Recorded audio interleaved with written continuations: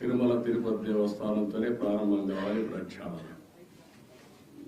ప్రసాదాలు క్లీనింగ్ లేకపోతే పరిశుభ్రత అన్నిటికీ తిరోధకాలు చేశారు. తిరుమల ఒక పవిత్రమైన దివ్యక్షేత్రం.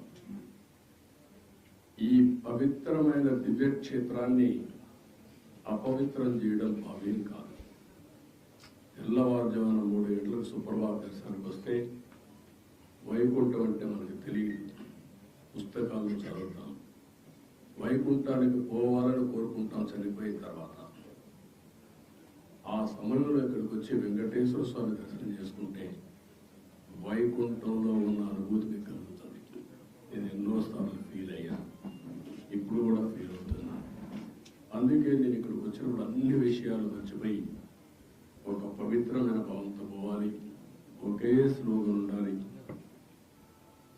ఏడుకొండలవాడ వెంకటరమణ గోవింద గోవింద తప్ప, ఓం నమో వెంకటేశాయ తప్ప వేరే స్లోగనే ఉండకూడదు, వేరే వ్యక్తి జ్ఞాపకం రాకూడదు. ఆ పేరుతోనే మొత్తం ప్రక్షాళన చేస్తాం.